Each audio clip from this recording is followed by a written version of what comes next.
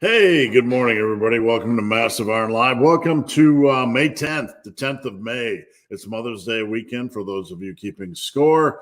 There's your courtesy reminder, and if you forget, it's all on you. How's everybody going? Appreciate you tuning in. Just a reminder before we get started, a few housekeeping things. Massive Iron Live is here every Friday at 11 a.m. Eastern. I've been here since the beginning of time. I always am, always will be here. If I'm not here, dial 911. So I want to encourage you guys not to work on Friday. We're here to build muscle. We're here to build strength. Make sure to call in sick. Make sure to, pop into the toilet and take an extra break if you need to at work. Do whatever you have to to get in on the live. So hope everybody's doing well. Had a good week. The sun is out here in Ohio, which is extremely rare. For those of you guys new, make sure, or I should say, don't be shy about posting up your questions. I'm here to help. Doesn't matter, diet, training, nutrition, off topic, whatever you want, post up your questions. I'm here to help. Don't feel like a question has been asked 1,000 times before.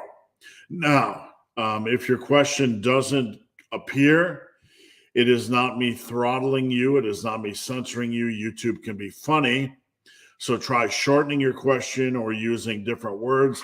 Sometimes YouTube can filter your question because of a word it doesn't like. That's not me. That's YouTube. If can you see this thing going by here? If your question doesn't appear, please head over to Instagram. You can DM me. I'm help everybody that DMs me on Instagram. So don't be shy. And please follow me on Instagram. Please. All right. So let me just get that little banner scrolly-woly off here. How's everybody doing? You have a good training week?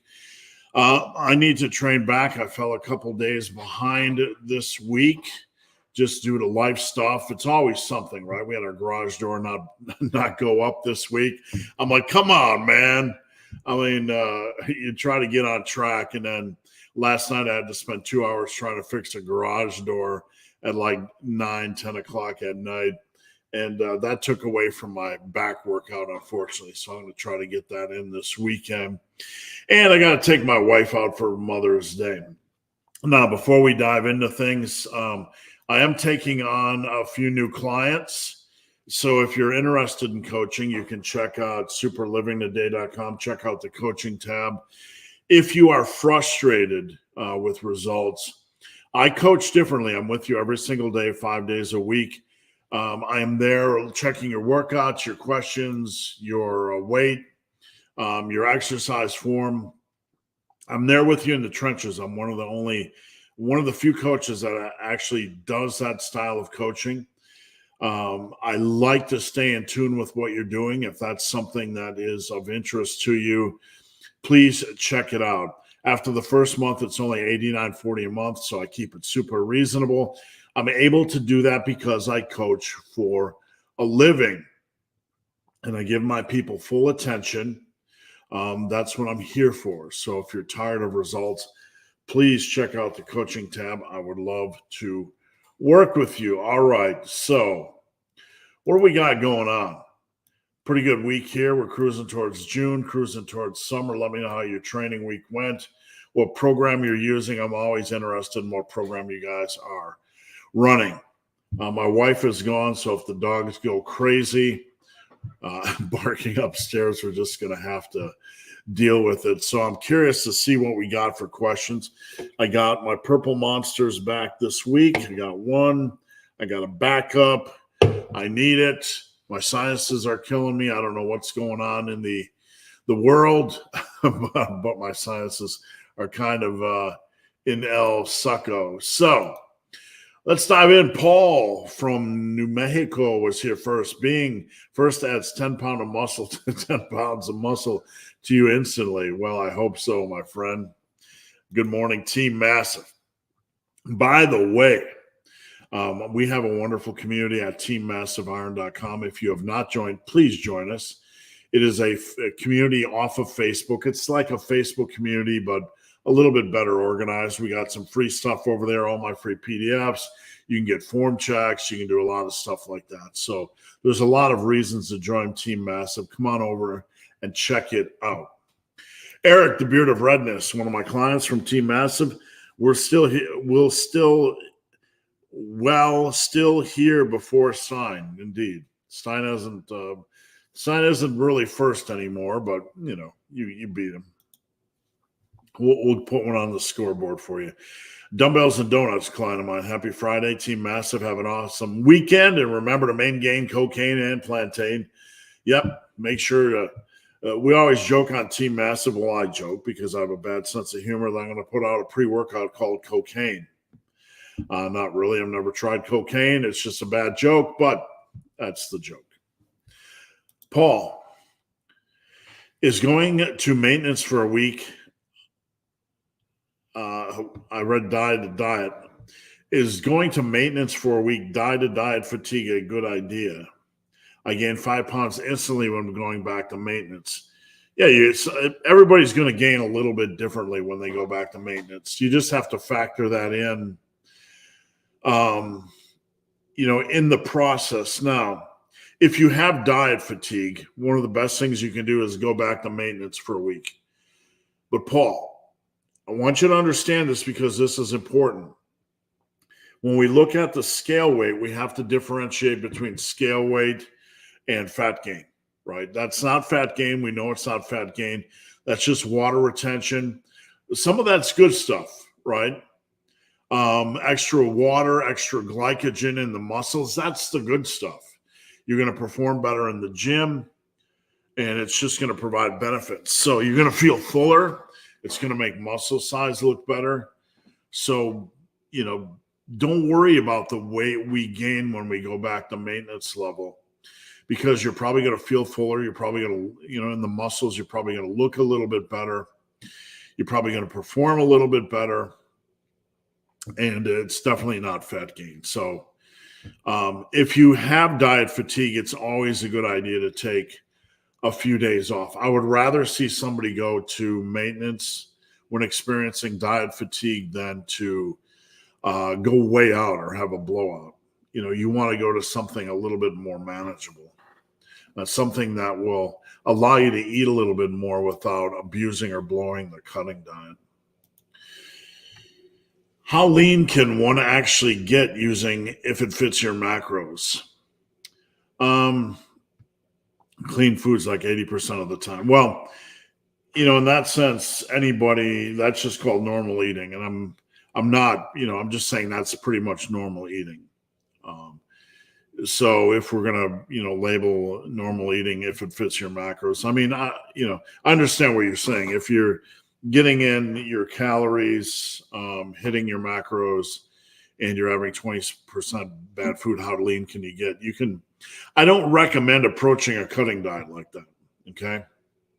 A cutting diet, and the reason why I don't, because in the coaching world, I see a lot of stumbling blocks. And the biggest stumbling blocks are when people go off of their meal plan and do random meals. I'm not a big fan of if it fits your macros or eating junk during a cut. A cut is a time to focus on a cut.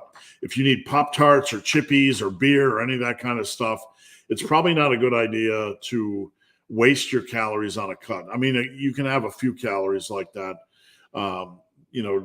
if you need to or for whatever reason, but I don't coach a cut like that. A cut, we are trying to get in, get it over with, and get out. So I'm not going to get into theoretically, I said I wasn't going to get into theoretics, but theoretically, you can get pretty darn lean as long as your calorie deficit is there. So how lean can you get? It's going to depend on the individual. It's going to depend on their willpower and how they can handle eating less than optimal food volume, because when you're eating more junk, your food volume is less than optimal. So if you can manage it, go ahead.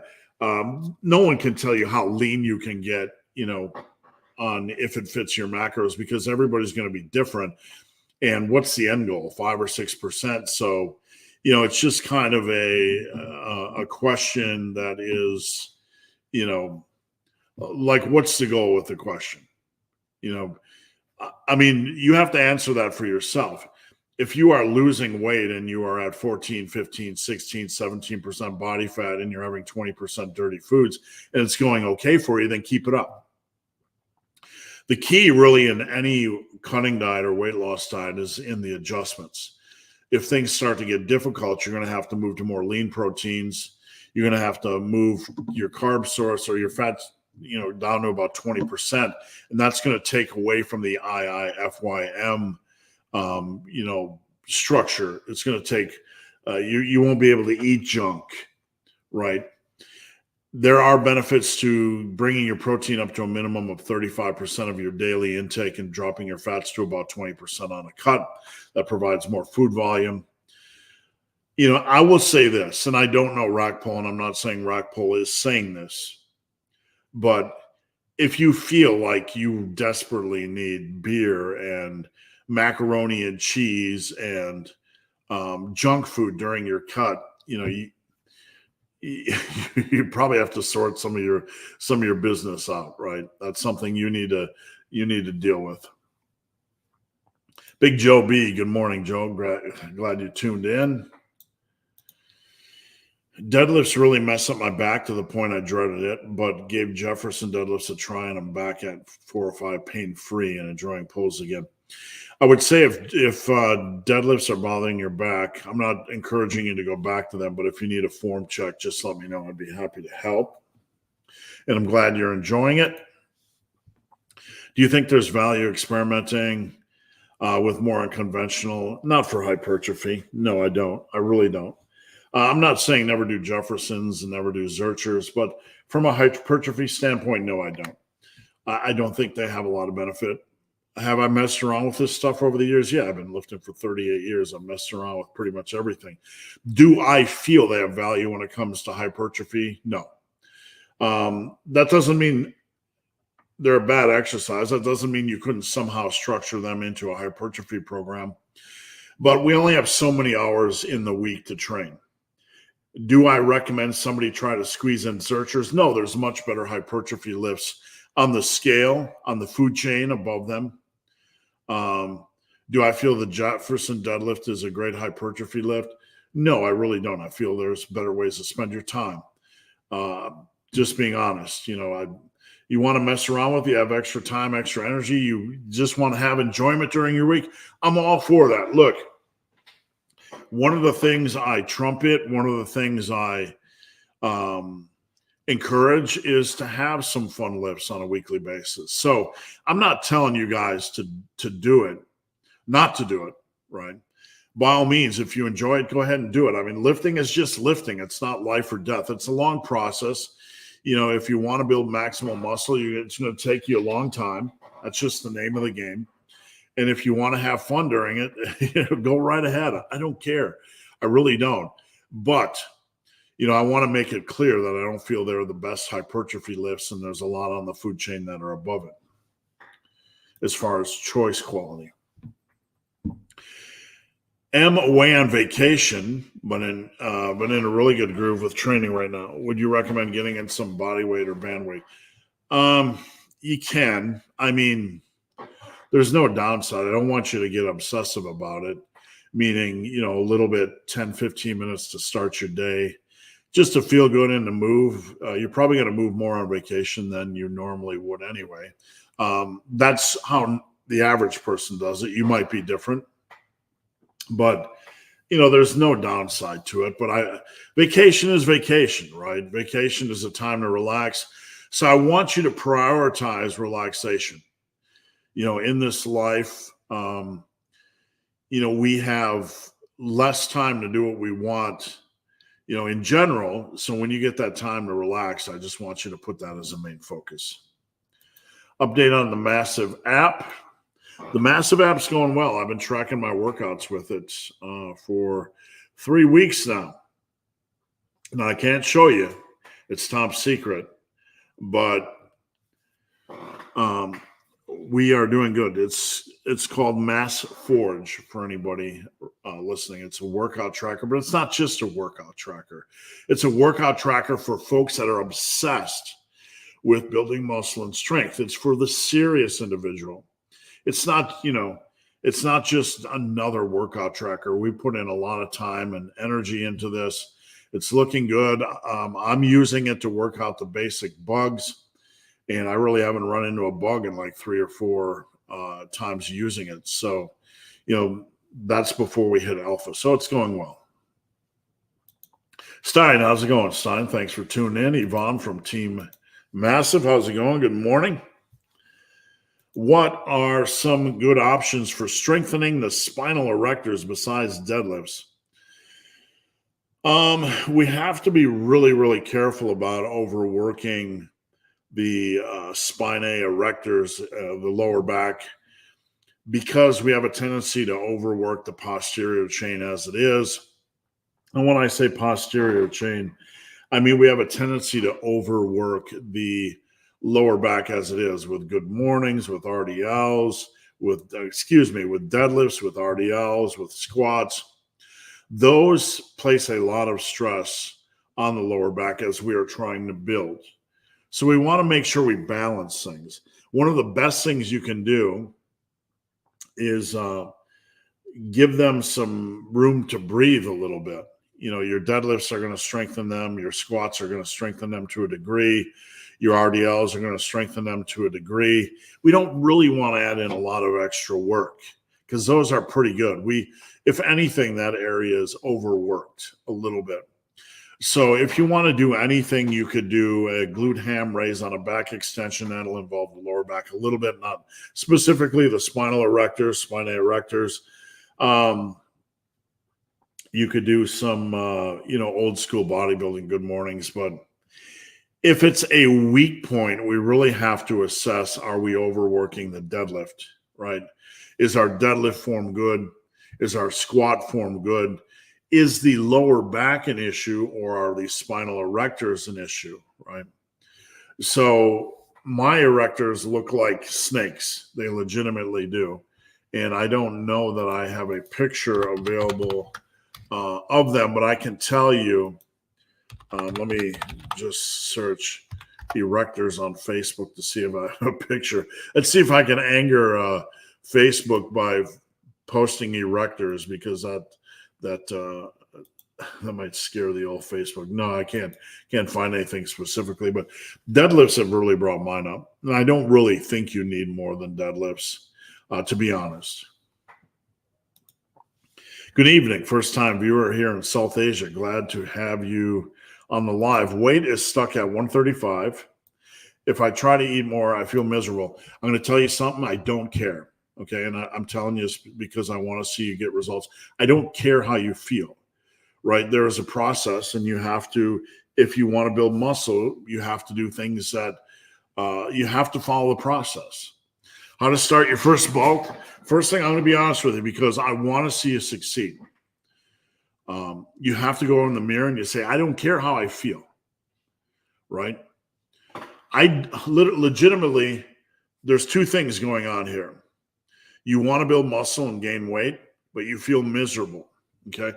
Well, we have to look at the foods you're eating, okay? A good bulk should only require about a slight increase, 10% increase in calories, give or take. So if that's, first off, we have to analyze whether your bulk is wisely constructed. What are your food choices? I would be glad to help with that, right? You can join Team Massive Iron, or you can send me pictures of meals for one day in Instagram, and I'd be happy to look. But if things are wisely constructed, and I want you guys to hear this, and I speak this out of love, not out of criticism.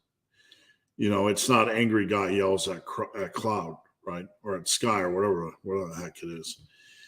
I say this out of love. I say this because I care, because I want to see you hit your results. There is a process, and we have to determine whether we're willing to do what it takes to stick to the process. You can't gain weight. Fair. You feel miserable. I'm like, I'm getting stuck here because most of us eat food and we feel joy, right? Are you allowing yourself enough dirty food? Or is it just like, what do you feel mentally miserable? Does your belly feel a little bit too full past normal? You have to get to the point where you have to do the process. There's no way around the process.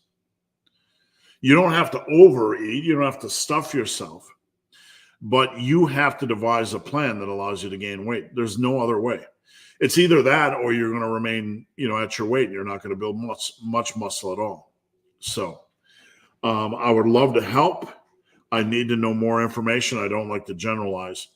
But bottom line, and look, I run into this a lot with guys on the lighter side of the scale. And I don't mean that as a criticism at all, right? A lot of guys on the lighter side of the scale don't like to gain weight. They don't like to. They don't like the feeling of adding more food in. But it doesn't matter how you feel. There is a process, and you have to trust the process, and you have to stick to it. And it's your call. You don't want to, that's fine, but just know the consequences, right? Actions have consequences. There is a process. There's no Hogwarts school of magic that allows me to say, okay, you feel miserable when eating 10% more calories. Let's do this. There is no other this. Okay? So you have to either improve your diet so there's not as much food volume while getting in calories, which could involve eating more fatty foods, a little bit of ice cream, a little bit of heavy cream in your whey shake, whatever the case is. Adding a little bit more fats. You need to either adjust your diet or get comfortable with that, if that makes sense. Big Jonathan. Good morning, Steve and Team Massive. Thanks for tuning in. Thank you for the meal plan template you posted recently. You're welcome. And thank you for watching that video. Whenever I do nutrition stuff on YouTube, it doesn't get a lot of views. It's just the way YouTube is. It's funny. How would you adjust it if I work out at 9 in the morning and wake up at 6? You work out at 9 in the morning and wake up at 6. That's pretty much how I had it structured. I don't know that I could bring it up here. Let me see if I can pull it up on Instagram. Hold on one second, guys. I'm going to try to find the Instagram post. And there we go. It's right there. Let me just pull this up. Hang tight for a second. And I'm going to share screen so everybody knows what we're talking about. I did a video recently about how to create a meal plan. This is it. Okay. And we have how to create a meal plan. This is for the trainee that is working out early, the morning lifter edition. And on this post, I have a late afternoon edition where you're lifting, 2 or 3 in the afternoon. And then I have later in the evening. There's a video last week or recently within the last week where you can go through this if you want more information. So how would you adjust if you work out at 9 and wake up at 6? So if you wake up at 6, you're going to do the same thing. You're going to do your water, salt, sodium, and maybe some simple carbs straight out of bed. That's not really a necessity because you're working out at 9. You probably want to have something in your stomach about 7 o'clock. So where we have here, like hit the gym at 3, and then at 1 o'clock, protein snack and minor carbs, that's what I would probably do at 7 if you're working out at 9. So what you're going to do is kind of bump this up a little bit, hit the gym at 9, okay? And then about at 7, you want to have a protein snack and minor carbs. Now, the protein snack and minor carbs, maybe 20, 25, 30 grams of protein. Don't overthink it, right? Something. And then minor carbs. We don't want to have a big meal, right? You probably want 300 to 400 calories with some protein and minor carbs. You get up and you probably want some water and electrolytes just to get the day started properly. You could have some simple carbs to jumpstart things if you want, but I don't think you need to when working out at 9. What are some examples of what you could eat at 7, maybe 7:30 if you wanted to, as far as protein and moderate carbs, minor carbs, sorry. You could do 3 pieces of string cheese and a banana, something like that. That's one of the quick and easy meals. You could do 2 Greek yogurts like Dannon Light and Fit you can get from Walmart, and some frozen fruit. You could do 4 eggs and a banana, 4 eggs and some grapes. Really something like that, straight out of bed, unless you're just bouncing with energy. Something like that is a really, really easy go-to. You could have a whey shake if you wanted to, 130, 140 calories, and fit it in with some extra choices. If you didn't want to eat heavy, you could just have a banana. You could have a whey shake and some grapes. Something just to get some energy, some food in the system, some carbs, get some glycogen in the muscles, that sort of thing. So I hope that helps a little bit. Amanda P. Rear delt exercises you can do at home. So you can do the bent over fly, where you bent over, and I try to drive it back a little bit. I don't try to have my elbows equal to my shoulders when I'm doing a fly like this, right? I try to have my elbows slightly down. And when I drive my elbows back like this on a fly, I can feel my rear delts working. So you don't want to move the weight on a fly with your hands. You want to move it with your elbows, right? So it doesn't really matter if you have a bend in your arm. You want to move it with your elbows. You can do rear delt swings. So on a bench, I don't know, about 45 degrees or so, you can grab 2 dumbbells and do rear delt swings like this. I can feel my rear delts like that. You can do behind the back shrugs. Underrated exercise for rear delts. Not a good exercise for everyone. Some people can't feel the rear delts working on behind the back shrugs. But if you do them, you want to be very controlled. Pull the barbell above your glutes to your lower waist area. And when I do this, I feel the worst rear delt pump of my life. Not everybody's going to get this, but that's what I feel. So that's worth a try as well. Let me get a drink here. All right, Justin Jones. Good morning, big, hairy, ugly dude, and Team Massive. 12th day of cutting. On a roll, right? My weight is down about 7 pounds. How much do you think is fat, and am I losing fast enough? You're doing great. Whatever you're doing, keep it up. Don't worry about how much is fat. Could be 2, 3, 4, 5 pounds of water weight. Good. But you're doing great. You're on the right track, and that's the important thing to focus on. Get to your goal weight. I think my light just went off back there. Get to your goal weight. It does it sometimes for no reason. And then leave room for you to do the bulk. Because the important thing with a bulk and cutting cycle isn't to worry so much about, you don't want to get in the weeds. How much did I lose? It was water weight. I'm starting to overthink this. Was it 2, 3, 4, 5 pounds when I bulk? How much am I getting back? That's water weight. We start to do all this calculus in our head and overthink things. But the bigger picture, when we're doing bulking and cutting cycles, is to remember that if we gain 10 pounds, lose 10 pounds, gain 10 pounds, lose 10 pounds, or you could do a bulk of 15 or 12 or whatever your number is. Gain 12, lose 12, gain 15, lose 15. Whatever your bulk is at that moment, the important thing to remember is you're going to return back to your starting weight or your weight range that you want to be at. You're going to return back after each bulking and cutting cycle with an improved body composition. Does that make sense? So sometimes we try to get caught up in the weeds a little, or we get caught up in the weeds a little bit, where we over worry about how much water weight did I lose during a cut, how much water weight did I gain back after I return to maintenance or a bulk. But the important thing is to focus on the cycle. Let's say you start at 180 pounds and you do 10-pound bulk, 10-pound cut cycles, okay? So in that, your weight is going up, your weight is going down, your weight is going up, your weight is going down. You do that bulk or cut cycle 3 or 4 times, and it could be 10 pounds, 12 pounds, 15, doesn't matter. We're just using an arbitrary number. But you're doing that cycle. And when you keep coming back to the same weight, but your body composition has improved. And how much of that upswing is water, how much of the downswing is water, doesn't matter, because over time it equalizes. Does that make sense? It washes itself out, no pun intended.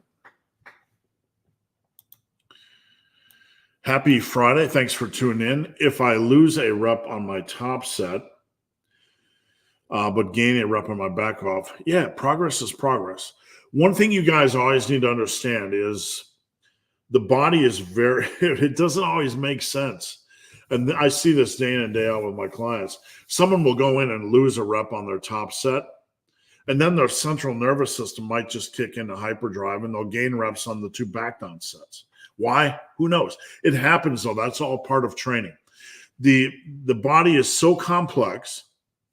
Glycogen, creatine, energy generation, fatigue, hormones, motivation, adrenaline, pre-workout kicking in, your pre-workout cocaine kicking in, whatever it is you deviants do. But one thing I always want you to remember, okay, and hear me out. I want you to carve this in stone in that cranium brainium of yours. This is it. Remember this. If you gain a rep on a set, you'll never lose it, even if it temporarily backs down.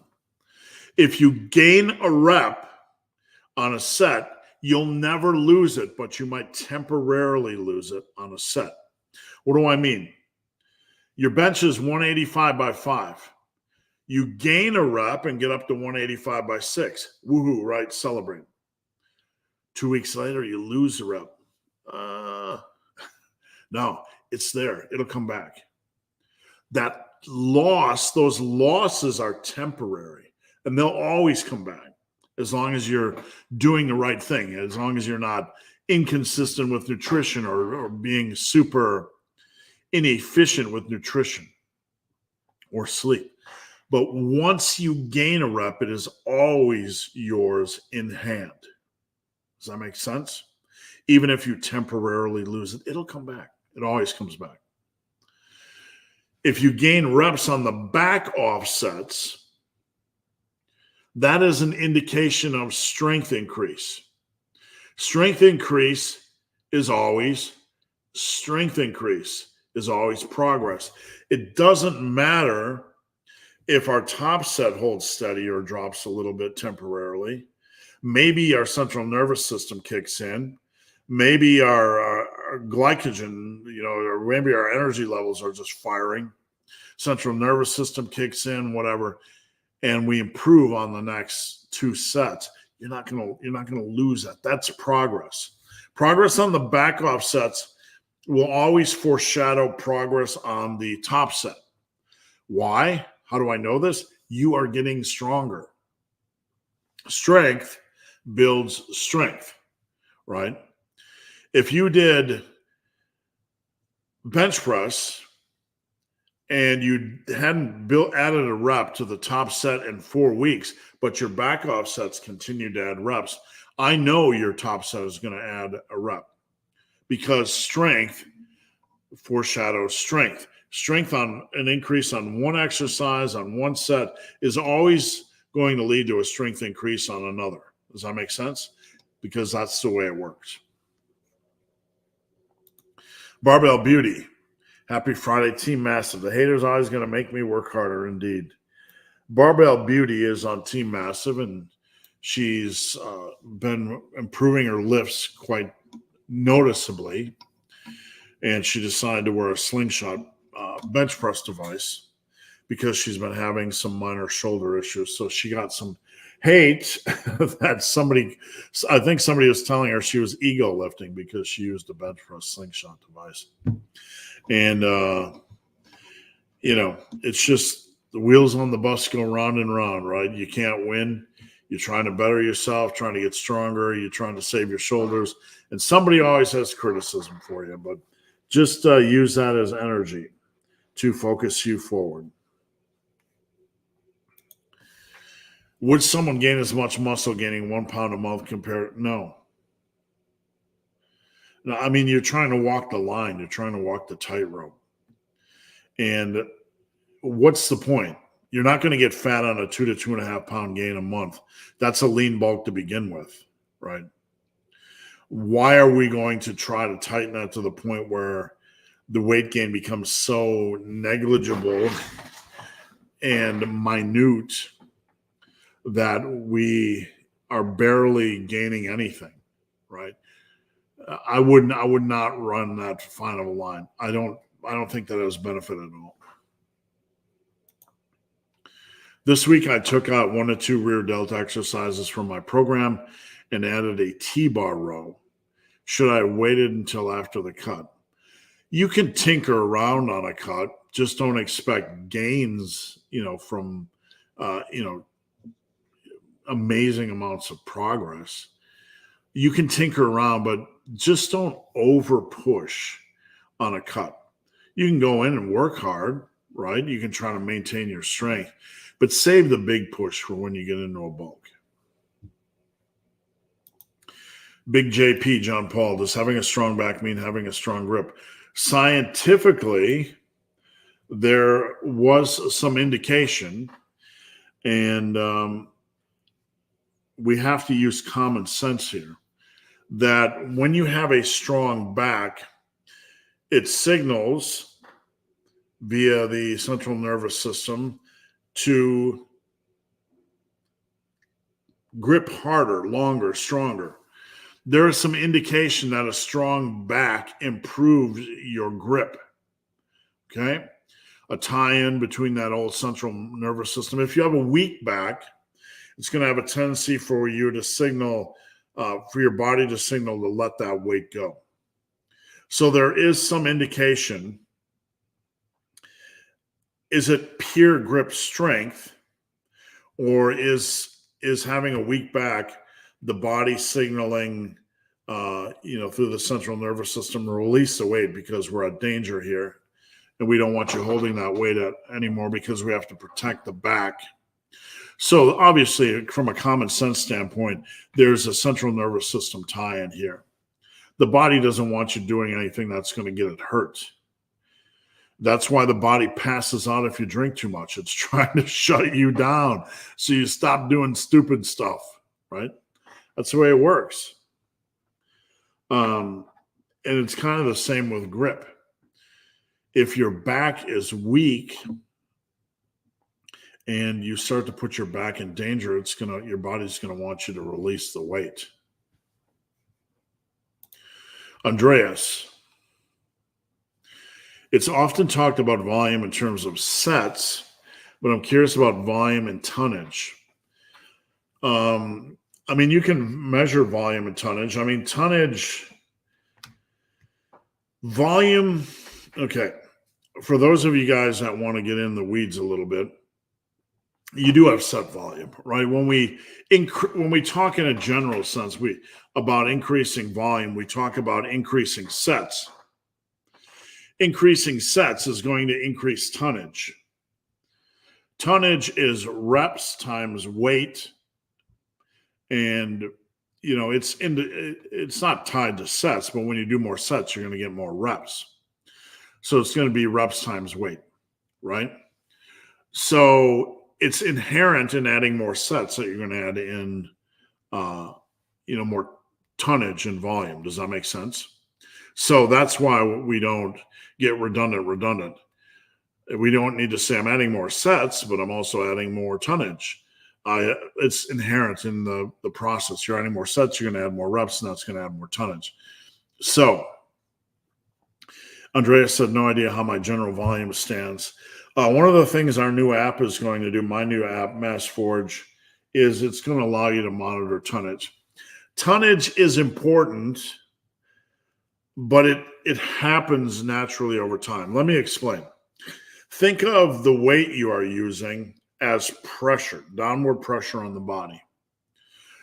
So let's say whatever exercise or your entire workout, whatever, let's say you have 100,000 pounds that you did, your tonnage. Think of that as a weight placed upon your back. Okay. Over time, you hit rep PRs, you progress in weight. Your tonnage moves from 100,000 to 200,000. Think of that in terms of weight, like it was on your shoulders, right? The classic progressive overload type of progression, right? You move from carrying something small on your back to carrying a cow on your back, progressive overload. Think of volume tonnage in that sense.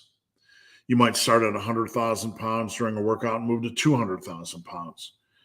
However you get there, you're adding more stress, more pressure. It's like more force, external force on the body, whether it's on your back or kind of external force. And that's strengthening you because the body is pushing back to self-preserve, so to speak. Does that make sense? That's a really stupid, simple way of looking at things, but it does make sense.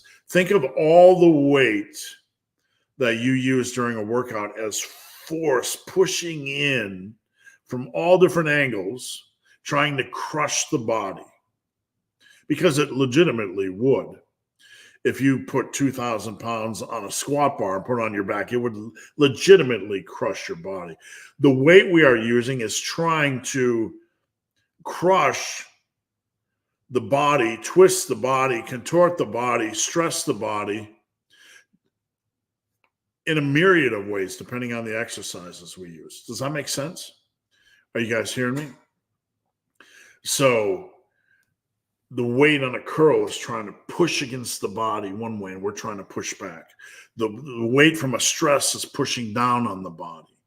All the weight we're using, all the exercises we're using, and that's one reason why we talk about exercise variety and massive iron. It's putting pressure, stress on the body from all different angles and points of attack. And it's increasing it over time, progressive overload. The body is reacting. It's pushing back. It's pushing back. It's pushing back. It's pushing back to control that weight. And that tension pushing back is where hypertrophy occurs. We have an increased tonnage. We have an increased pressure at all these different angles and points of attack placed on the body. And the body is pushing back as the tonnage increases. Are you hearing me? So tonnage, in a sense, in a bigger sense, is all these pressures being placed on the body from varying angles and varying degrees from our loads, the exercise we use. So over time, that weight is going to increase. Reps times weight during a workout. If you're a noob and you start with 3 exercises, and who knows, your tonnage could be 10,000. It could end up 1 million. Who knows? I don't know. I've never sat and tried to calculate tonnage of a workout. Well, that's one thing we're going to do in the new app, Mass Words, but I hope that helps in a general sense. Carlton, one of my clients. Carlton is a truck driver. Thanks for tuning in. Big Jonathan, when feeling stuffed and bloated on a bulk, would it help and be okay to have a day with low carbs? I don't think one day a week is a deal breaker. I think you should consider lower carbs is going to be higher fat. So I think you should consider having a higher fat day. I would look at the overall context of your bulk and maybe consider raising the fat intake a little bit and dropping some of the carbs if that's the case. Adonis, how would you change the 3s or 4s protocol of training with dumbbells? You really wouldn't. I mean, for those of you guys keeping score at home, the 3s or 4s protocol is starting with a heavier weight, a heavier set after your warm-ups, and you're doing 7, 8, 9 reps, 7, 8-ish range. It's not a rule on the first set. Then for the second set, regardless of the number of reps you get, you're dropping weight 10% and performing max safe reps. Third set, you drop another 10% max safe reps. And if you do the force protocol, you drop another 10% and do max safe reps. These are rough numbers. When I was benching heavy, I would do a set around 405 or 365. Then I dropped to 315, set number 2 for max safe reps, 275 for max safe reps, 225 for max safe reps. That was my fours. So it's roughly 10%. We're not trying to get out the abacus, and be precise. It's about whatever makes sense. So you would do about the same thing. You would look at your overall dumbbell weight and just adjust. There would be really no difference. All right, we're about 45 minutes in. Let me get a drink. Keep the questions coming, guys. I'm here to help. Number one down. We get to crack one open live. Nothing better than caffeine and talking lifting, right? At least in my book. How about 5s and 6s? If you really want to get ridiculous, yeah, you can do 5s and 6s. My bench example, I'll do 405, 365, 315 would be my third set, 275 could be my fourth, my fifth could be 225. It all depends on where you start and how much torture you want, absolutely. Jesse Boutel, is there really value in counting reps? I'm bigger than anyone I see in real life. I lift until failure, and I add weight when I feel like it. My mindset seems to make up for any amount of time. Oh, you are adding reps. You're just not counting them. That's how progressive overload works. So you're adding reps. Adding weight when you feel like it.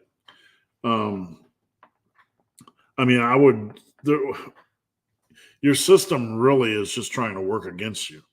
Of course, there's value in adding reps. You don't want to do it, don't go ahead. Go ahead and don't do it, but you are doing it. You're increasing reps and then increasing weight. That's progressive overload. Increase reps, get to a point. We're tired of increasing reps. Hey, I got up to 12 on T-bar rows. These are getting pretty easy. Add weight. You're doing the same thing. You just refuse to add reps. Of course there is. You don't want to track stuff, but you happen to be the outlier that's making progress out tracking. Good. You're doing many things right. So I'm not saying you're doing anything wrong. You're doing exactly what everybody is doing. You just have dug your toes into the sand and said, I'm not going to track anything. You're still doing the process. So does that make sense? Josh, what do people mean by hypertrophy training? That's the thing, isn't it, Josh? I'm going to do hypertrophy training and then I'll have a strength day. Like, it's the same thing, folks. But in kind of the world we live in, people can divide things into hypertrophy training and strength training depending on their biases. But you need exercises with a big progression opportunity as the meat and potatoes of your hypertrophy training. You can't rely on side lateral raises for hypertrophy. I saw you grab your pitchfork. Relax, listen to me. You can't rely on side lateral, not you, Josh, but people in general. Side lateral raises aren't going to give you a lot of progression. That doesn't mean they're not a good fourth exercise for your shoulders during the week. But I'm doing 35 pounds on side lateral raises after 38 years. There's not a lot of progression. You need exercises that need a progression opportunity. That creates more stress over time. That creates more volume, more tension over time. That just creates more opportunity for progressive overload. Does that mean we should never do isolation exercise? Of course not. Does that mean we should avoid any exercise with a less than amazing progression opportunity? Of course not. There's a sliding scale. We have to be reasonable and look at the totality of how we are training the body. But Josh said less compounds or compounds that are more of a disadvantage.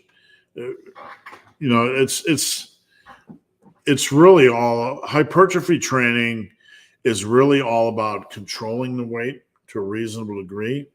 And this can be exercise dependent because there are some exercises you don't want to control the eccentric because you're going to beat up your lower back.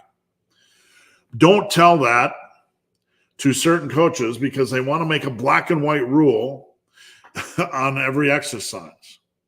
We always have to understand that training, and we're backtracking a little bit, is not black and white. There's nuance, there's gray areas. So when we say control the weight for hypertrophy, we have to understand that this is not a rule because we're not trying to create a black or white rule. There are lifts when you control the weight down, like deadlifts or really heavy dumbbell rows, they're going to stress your lower back. And there is only potential downside to that. So we have to be intelligent, reasonable human beings and allow for nuance. So, moving back to what we were just talking about, hypertrophy is about focusing on controlling the weight, training hard, getting the most out of a set you can. It's more of a mindset, right? That's basically what you want to do for off-season strength building. You want to build a base because we know for certain that the bigger lifters are almost always the stronger lifters. Muscle builds a base, a potentiality for strength. That's not speculation. That's science. That's real science. That's not just the science of the day, not just the knee slappers. So more advanced strength training, you're going to have to do things like singles, doubles, triples. You're going to have to really stress that central nervous system. You have to do other things, right? You have to try other things, address weaknesses, so on and so forth, right? But sometimes there's this interference we get from advanced strength training where we think like there's hypertrophy in strength training, but strength training, we make it look like advanced strength training. Does that make sense? So like our light switch is like you have hypertrophy training and then you have advanced strength training. We're doing low rep sets. Strength training, you don't need to work on tension, but you kind of do need to work on tension and stress in the off season to build a muscle base. So it's generally nonsense for the average lifter. Can you hit most leg muscles with goblet squats? Goblet squats, are a compound movement. They're going to hit everything in the chain. I'm not sure if you're asking, are they sufficient enough by themselves? No. You've talked in the past about coaching Special Olympians. Can you give us more detail on what that was like? Coaching Special Olympians, I coached in the state of Ohio, and my team competed at the state level, which isn't, it isn't unusual. It's just I'm letting people know that, we went that far. It was that degree of dedication. It wasn't just a bunch of people lifting weights. So we had like 5 months out of the year to take them. The thing you need to understand about Special Olympians is that there are a lot of activities for these individuals these days. So this is not a criticism of the parents. It's just the way things are. The Special Olympians might be doing soccer, and they might be doing this, and they might be going on the fishing camp, and they might be doing this, and then they decide to power lift. So it's not like a lot of these Olympians start out power or strength training, muscle building all year round. So you get them fresh, detrained.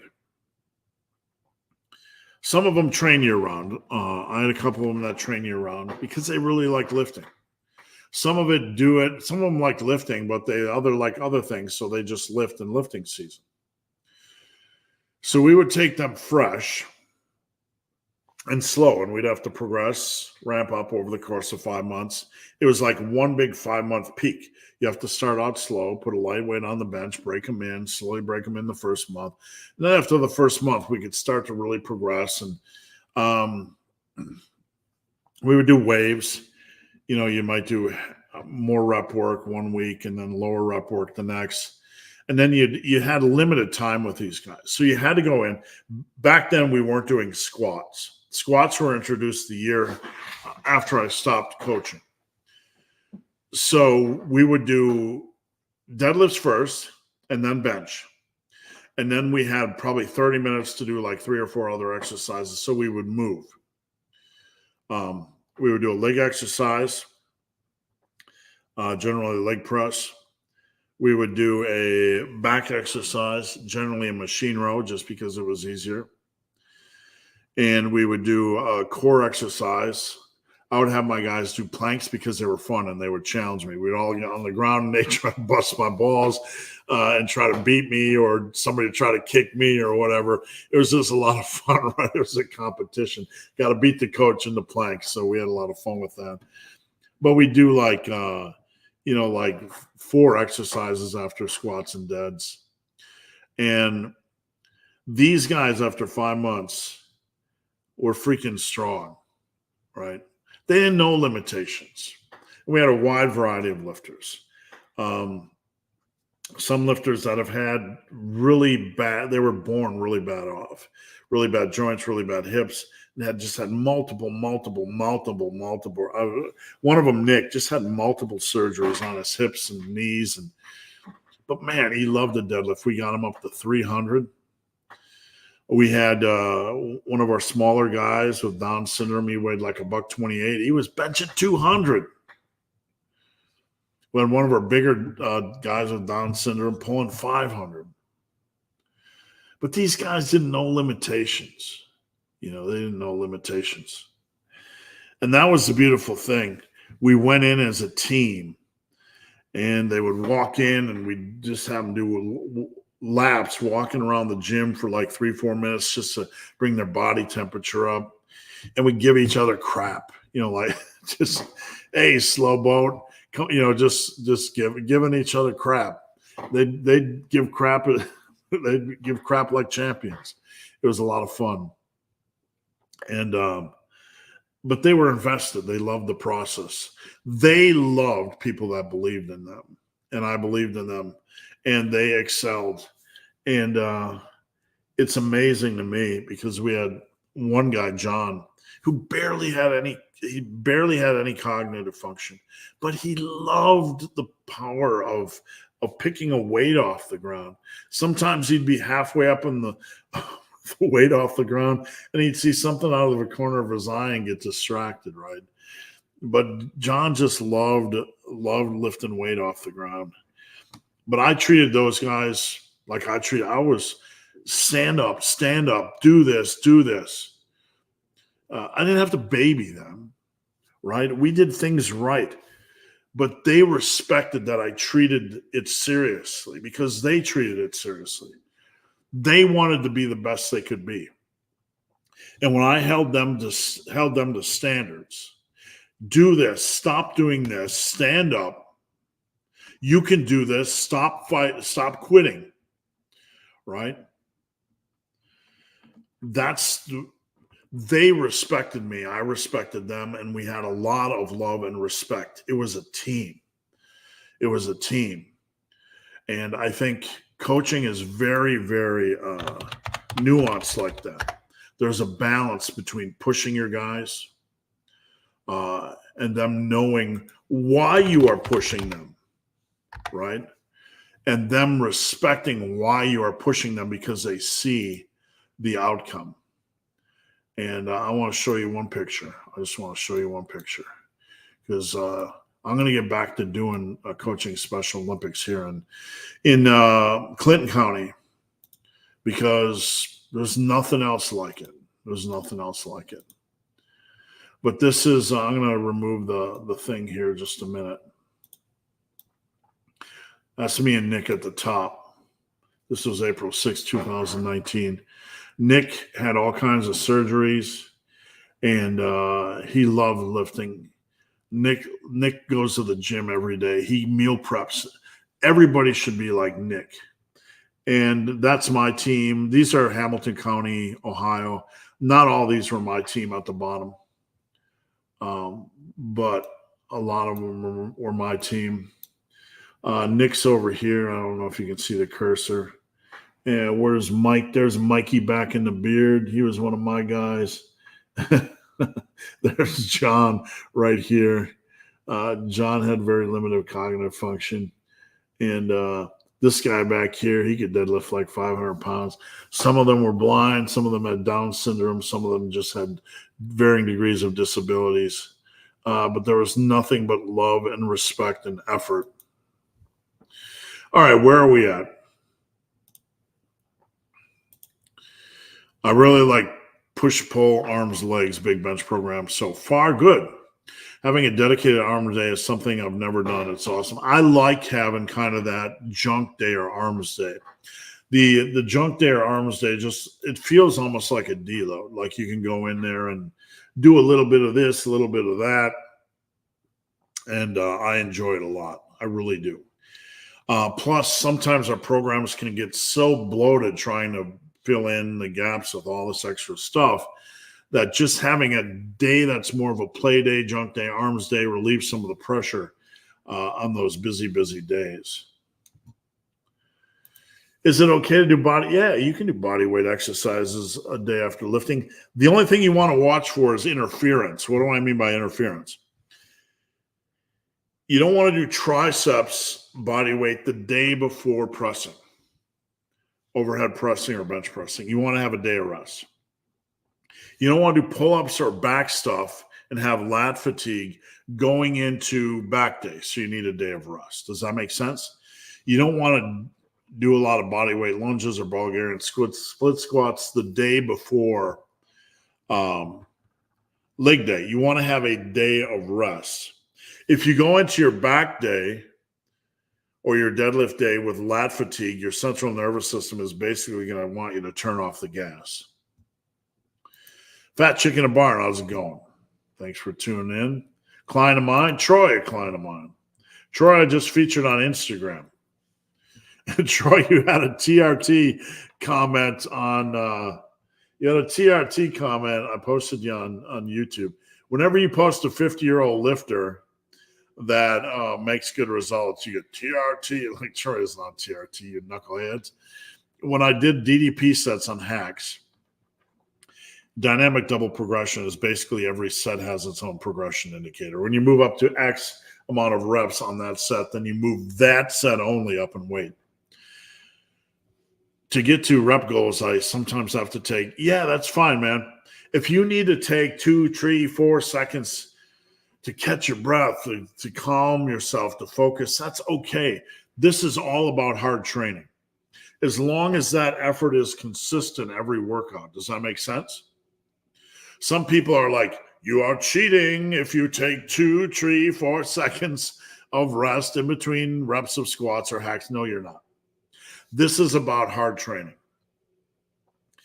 If you consistently do that, that's fine, man. That's fine. Absolutely fine. 100%. That's not even rest pause. A lot of times that's just, where am I? What am I doing? Because you are in the weeds. So perfectly okay. I want to take a moment to show you guys Troy. I'm going to start showing more of my clients on, oops, I made a mistake here. I'm going to start showing more of my clients on Instagram, one a week. I want to show one a week because I just want to show you guys the results that people are getting and maybe, help motivate you guys a little bit to show you what's possible. But I want to show you guys Troy here for a minute, and maybe we can look at the comments and see if Troy got any TRT comments, because I'll share a little bit about Troy's story. All right, this is Troy, and we're going to remove the comment here so we can see it a little bit better. So I said, Troy will be spotlight on client. Troy will be 53 in July. You can read the thing, but I push Troy hard and he responds hard. We have 12 comments. I removed one of the TRT ones because you know what? Take the silly talk elsewhere. I'm glad you helped him buy a shirt. Right, we did. He looks great. Tell him to get some tattoos. Troy, you're crushing it. Boom. Looking jack, cool beard, looking awesome, crushing it. Beast, bigger arms, nice waist. Good. We only had one TRT comment on Troy, so we're training the idiots to kick rocks. Truly, if somebody wants to come over and just dump a random TRT comment on somebody, you know, it's like a seal on crack. TRT, you know,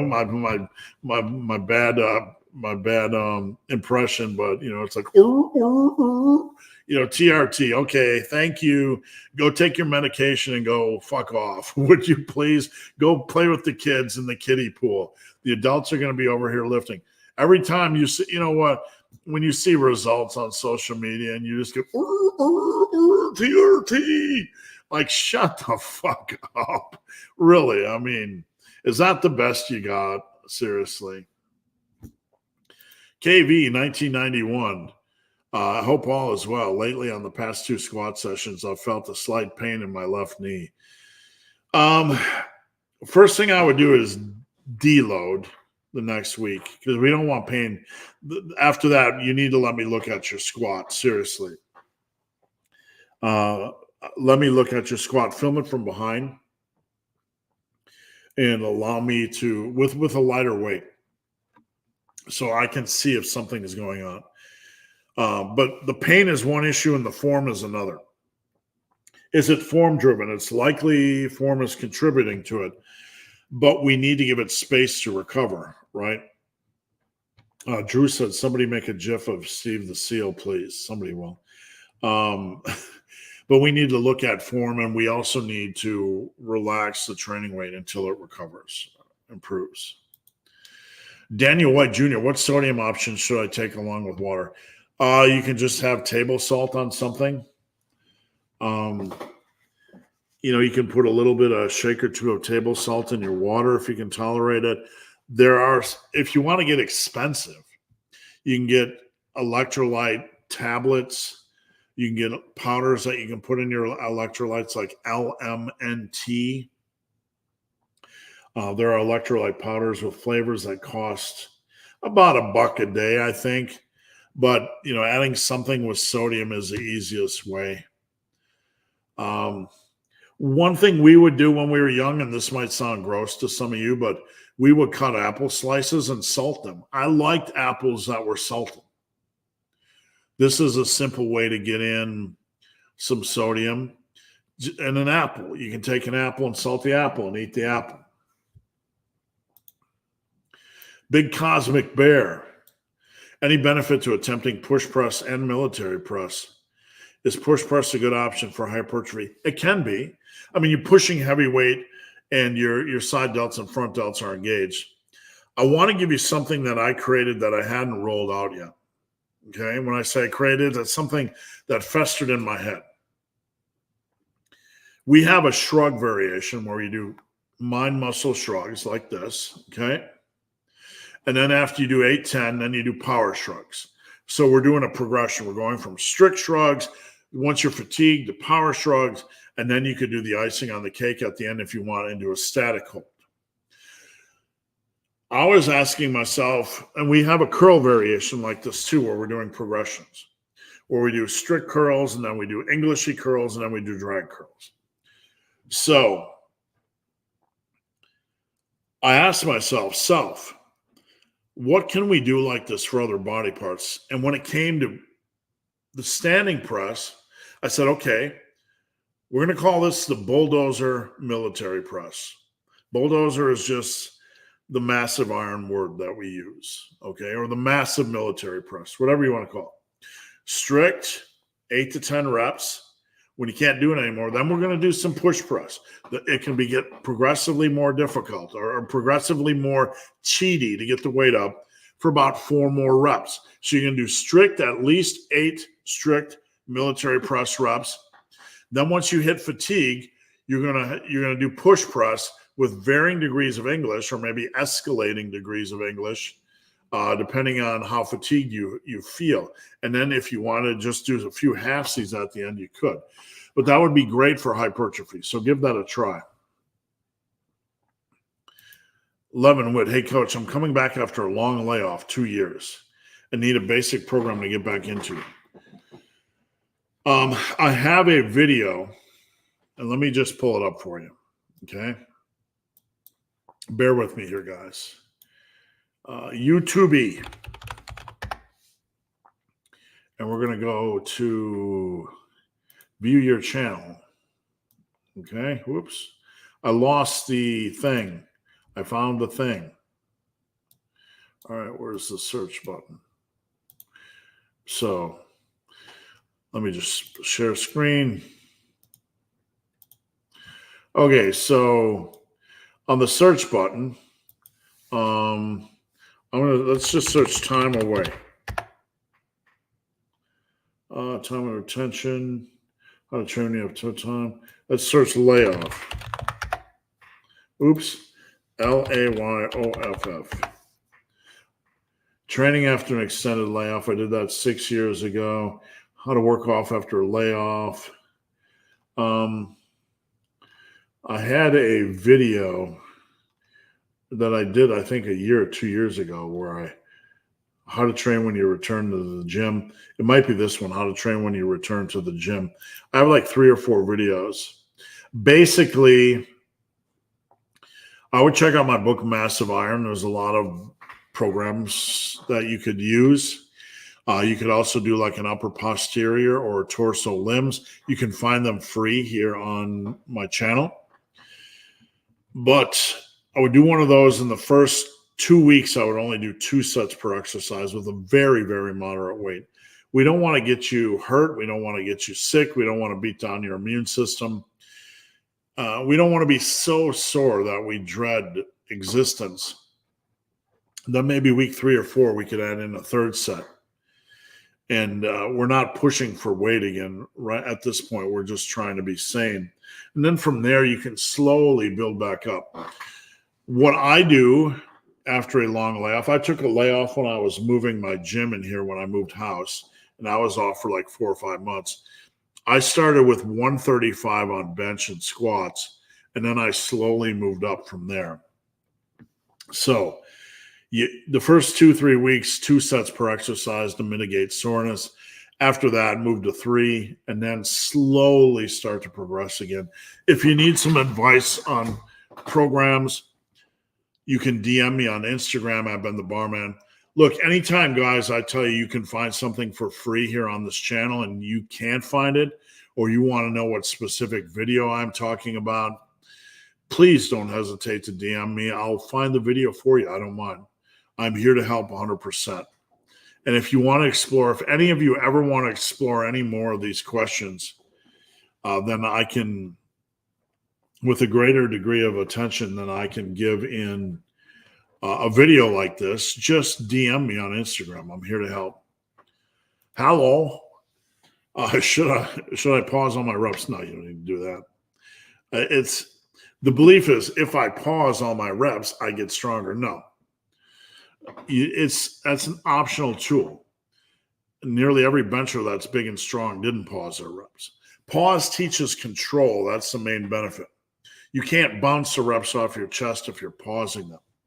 So that's the main benefit of a pause. It teaches you control. From there, you don't need to do pause. You just need to focus on control and getting stronger, if that makes sense. I was asking about if it fits your macros because a certain YouTuber was saying on a podcast, argued with pros, saying he eats whenever he wants, prepping for a show. Why? I don't know why these guys do this. Like, the further in a cut you get, the more you're going to have to be smart about leaning up. Okay, so it's like a pyramid, and it starts out with a broad base, and it's going to get more narrow. So the deeper in the cut you get, the more you're trying to get to the peak, and the peak is ultimate narrowness, the more precise you're going to be. You might need to start pulling away foods because we're trying to dial in weight loss when things are getting really tough. So, okay, I got potatoes, rice, and oatmeal. I might have to just pull back to 2 of those, or I might have to pull back on my protein sources. We have to experiment to see. We might have to get rid of all junk, right? We might have to move to only lean stuff like chicken breasts and lean fish. We might have to we have to pull back on our food choices slowly. I'm not saying we need to be super restrictionist, but we have to be more and more precise, and we have to learn our body, what our body responds to. So the deeper in the cut you get, you just can't eat whatever you want. It's not simply about counting calories. That's nonsense. So, it's just somebody with big balls trying to get on a podcast telling them, I don't know what he's pushing, but you can't be precise with variances in carb types and sources, and variance with nutrients, and variance with electrolytes. That's just basic living. If you're going to eat junk, you're going to feel more bloated. You're going to pull in more water. If you're going to eat more sodium or a double cheeseburger with extra deep fried junk and extra salt, you're going to pull in more water. You're not taking in the nutrients you need. It can have varying degrees of impact on your physique. Pulling in water and feeling bloated isn't always muscular water. It's every cell in the body, so you can look flat. So some of this is just it's just silly. I'm not a contest prep coach, but I can tell you that's silly. I love the content. Thank you. I was wondering what you would define as a novice and an intermediate. On Team Massive, I recently was asked, what is an intermediate? So a novice has no experience. They go fresh. They're kind of walking into the gym. They're trying to figure out what a squat is. They're trying to figure out, they don't know the demands of, like if you do 5 exercises during your workout, you know how your body's going to feel by exercise 3 or what exercise order makes more sense. They don't know anything. Clean slate. A beginner starts to put together a history of progression. They start to understand what their body can handle. They start to understand programming a little bit better. They start to develop a track record of strength increases and muscle increases. An intermediate has a history of strength and muscle increases. They have established a reasonable degree of exercise form and a reasonable degree of nutrition. They have matured when it comes to exercise form and nutrition, and they have a track record of results that back that. Okay? So some people can get strong but train like idiots. Some people can get strong but eat like idiots. They're still immature, and I'm not using that in a demeaning way, in a lifting sense. They don't have the lifting and nutritional maturity to help somebody else or even to help themselves to amplify the gains. A lot of it just comes down to blind hard work and random luck. Maybe they just randomly got in enough calories, but it's maybe that can get them to where they want to go, right? Hard work and getting in enough food can facilitate a lot of progress, even if we don't have any clue what we're doing. So there are some rare cases. But would I call that lifter an intermediate? If they train sloppy, don't understand nutrition, don't understand form, no. You have to have some degree of understanding so you can help yourself maximize. McBean Scottish Fitness, thank you, sir. You have a good weekend, too. Have you ever trained in martial art? Not officially. I did a little wrestling in college or high school, which really wasn't a martial art. It was just wrestling, right? And I poked around with some to a minor degree, just personally, but I actually went to see a jiu-jitsu place a year and a half ago. This is a true story. Me and my wife went to visit. I was going to mess around with them, right? The next day, walking down the steps to take the dog out, I twisted my right knee, and for 8 months, it was inflamed, and I had an issue, and I couldn't do any leg work. There was no way I could do martial arts. So, not an excuse. That's literally what happened. So that kind of poked a hole in that balloon. Why Vegan Gains, aka Richard? I don't want to talk about him. I don't really. I mean, no disrespect, but I want to stick on lifting, and he can eat whatever he wants and do whatever he wants. What recommendations do you have to adjust my bench press so I feel it more in my chest? We don't want to turn a bench press into an isolation exercise. So you need to just focus on control on the bench press. Don't worry about where you feel something, because just because you can't feel it doesn't mean it's not growing. You might have stronger shoulders or stronger triceps. That doesn't mean your chest isn't growing. But what we want to do is focus on putting together 3-4 exercises per week for chest that target it in different ways. And that can, like on a bench press, because it's a super big compound movement, I want you to focus on form and control, not what it's hitting. If you want to add in a plate-loaded chest press and focus on the chest on that, that's not going to beat up your joints. So that's a better movement to focus on your chest. So understand the big compound movements, we don't want to turn them into isolations. We have to trust that they're building our chest up, and they are. But then we have to add in other exercises that we know are targeting the chest. I do a barrel press where I get a chest stretch at the bottom. You can do a plate-loaded chest press, which is brilliant, and you can feel the chest work. So just have a good selection of exercises. Big Ernie Peterson, good morning. How's it going? Is it possible to bench 4 or 5? Yeah, it's been done. Is it super rare?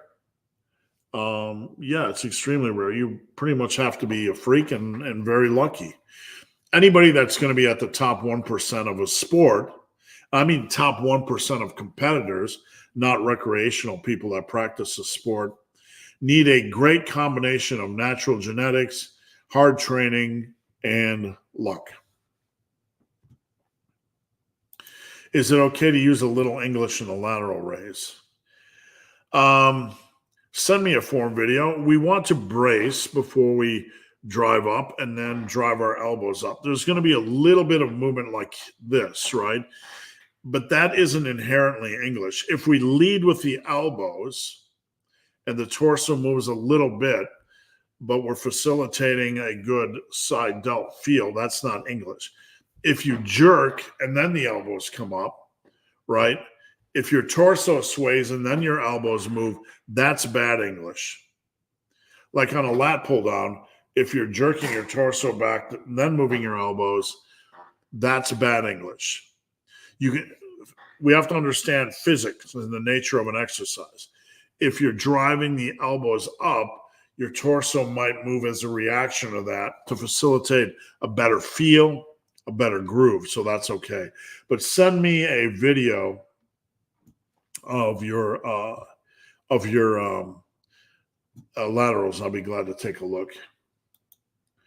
Blaine, could I ride the same program all the way to being advanced and having? Yeah, here's what we teach in the Massive Iron world. Here's the thing, Blaine, and I want you to understand this. You start today with a program, whatever it is, doesn't matter. You like it. You likey program. You like it a lot. Okay? You like that program a lot. And you keep using that program. You are never going to wake up saying, I'm never changing that program. No matter what happens in the gym, I'm never changing that program. No, we'd be dumb to do that, right? what we do and what I teach as a pillar of success in the massive iron world is evolving the program based on needs. So you start at point A with that program, and you're in the gym doing stuff and you're learning stuff. I don't like the wide grip lat pull down every week. I'm going to do a narrow grip V handle every other week, evolving your program based on needs. I don't like 8-rep pendlay rows. I'm going to try 6, but I'm going to do 4 sets instead.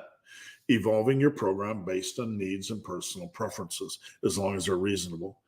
I decide I don't want to do conventional deadlifts. I want to do hex bars, but I'm doing the same program.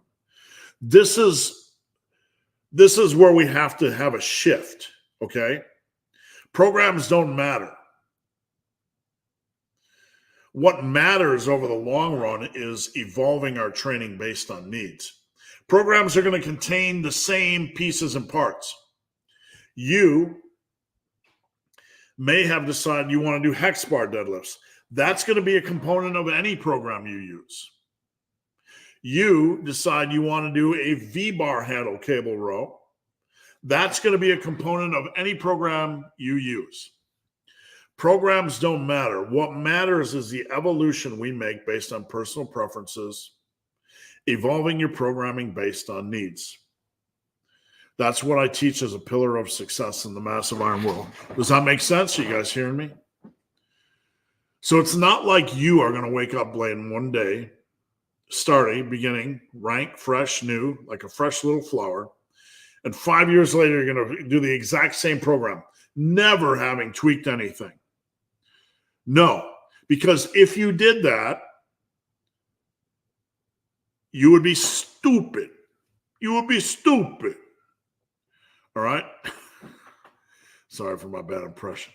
You would be dumb. No one does that. I'm going to stick to the same program because it's the same program, and I have to stick to the same program just to prove I stuck to the same program. No one does that, okay? If I saw someone do that, I'd be like, anybody home? Haven't you learned anything?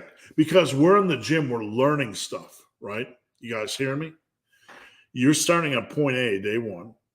You're training. Things happen in the gym, and you learn. I want to do this. I don't want to do this. I like doing this. This feels better. I don't like the feeling of this machine in this gym. So I changed to another one.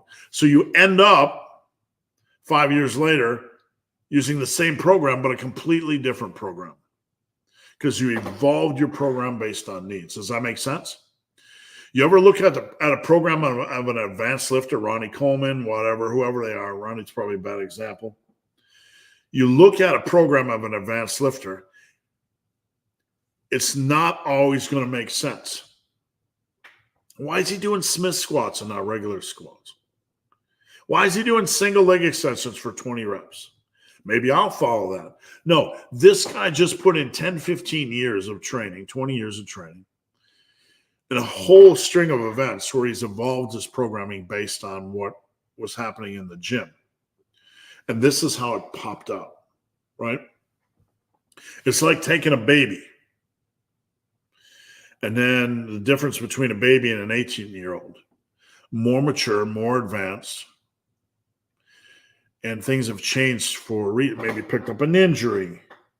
You picked up this, that. You don't like this piece of equipment in the gym. Does that make sense?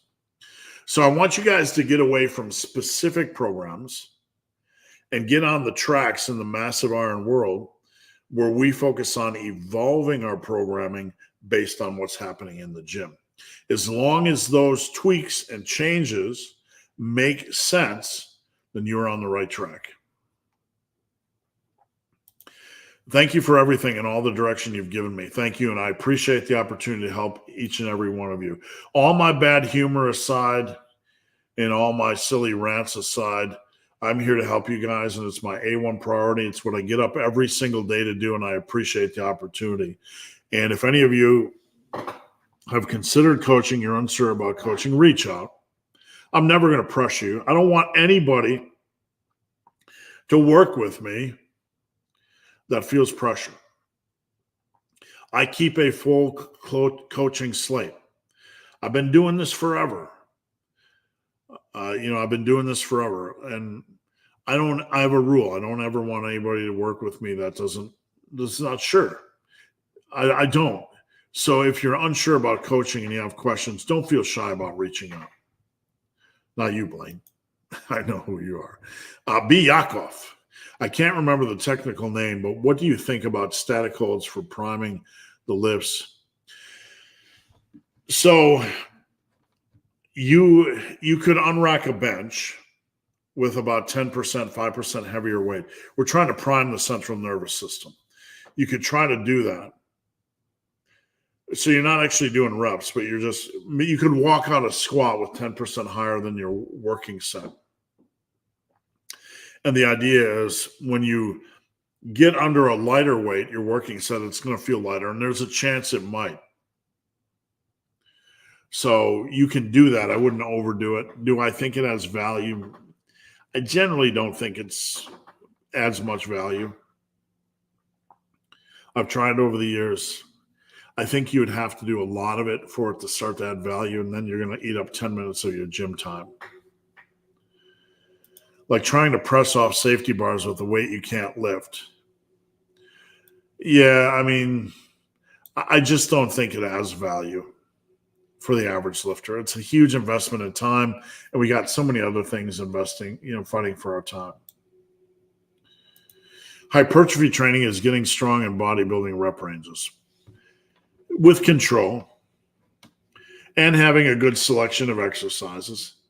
I mean, you could be reductionist in your strength training and only do a limited amount of exercises, not focus on control, do lower reps, that sort of thing.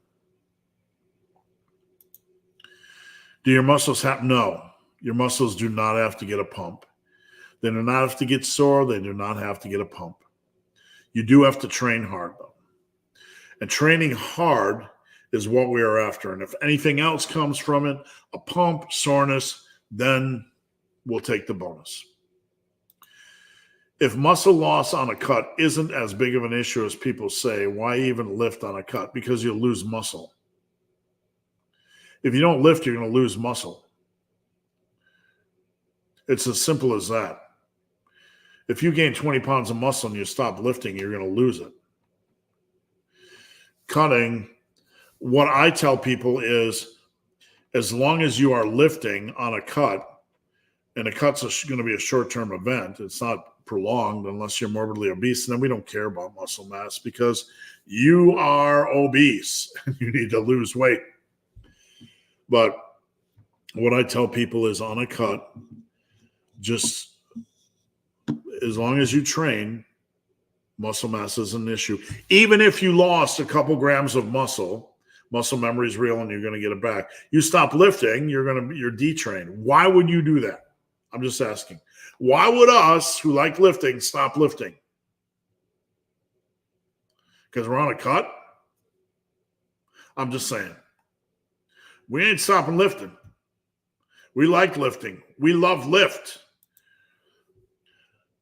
I'll try to start filming my sets. Whenever I try to count, it holds me back from using my, whatever, man, whatever you want. Whatever your thing is. If it's working for you, work it. Like I said, as long as you are adding reps, even if you're not counting it, because adding reps is adding strength. You're pushing things for more reps indirectly. So whatever you do your thing. Ernie, love the junk day. Same here. Fat chick in a barn. Yay, Troy, great job inspiring me to stay with it. I can't tell you many other people I want to see succeed other than Fat chick in a barn. She works with me. Every day I wake up, I'm like, let's see the magic. Let's see the magic. I believe in you. I want you to know that. I want you to see what I see. Troy, beyond the megaroids all day long. That has to be the solution because training hard and nailing your nutrition is overrated, right? I will tell you something. I give Troy a program. Troy does program. I give Troy a calorie goal. Troy nails a calorie goal. We do bulk and cut cycles. We nail the programs. Troy does everything. Doesn't bitch, doesn't complain, follows the plan. That's what happens when you follow the plan. Troy's not turning a bulk into a mega bulk, and then we're back on a cut again. Troy's not afraid of gaining weight and afraid of bulking and staying at the same weight. Troy doesn't overthink his training. Troy does the process. The process is not complicated. Sticking on the process is the complicated thing. It is, because people overthink. Someone make a GIF of Steve being a SEAL, please. Yeah, please do. How would someone at a junk day on a 3-day upper posterior? So, junk days are usually optional days. It's hard to train 3 days a week and have a junk day as part of a 3-day-a-week plan.